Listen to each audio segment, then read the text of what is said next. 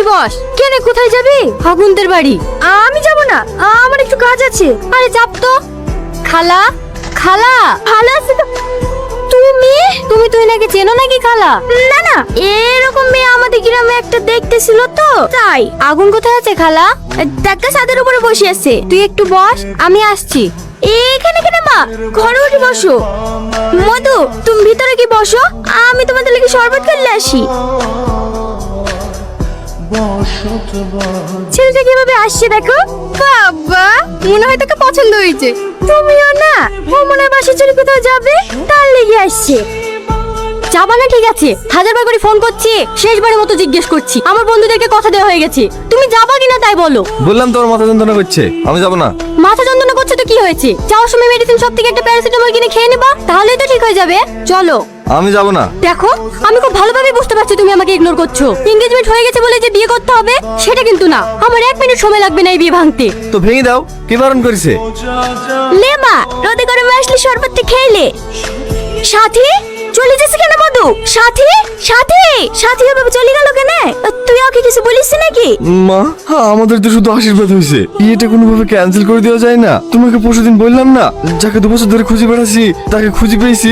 হ্যাঁ দেখলো তো, সাথে সাথে এসছে। তুমি না এসছে? বাবু, এই বাবু, আগুন, আগুন, তুই কেন পাগলামি করছিস বলতো? তুমি তো তুই নাকি দেখলা, ভালো না দেখতে? যতই ভালো হোক, এখন সরকার থেকে পড়ে নেমে আসলো না, তোর সাথে সাথে বিয়ে হবে। সাথে এভাবে রেখে চলে গেল কেন তাই বল। সাথীর কথাবার্তা ভালো না মা, ওর সাথে বিয়ে দিলে আমি জীবনেও সুখী হবো না। তোমরা এই বিয়েটা ভেঙে দাও। যখন যা বলিস আমি সব শুনেছি। আমাকে আর কত জ্বালাবি বলতিনি। বের বাজার করা হয়ে গেছে, সবাইকে নেমন্তন্ন করা হয়ে গেছে। তোর আদর্শি বাপ, বিভাগের কথা মুখে বলে আসিসনি। তুমি কি করছো?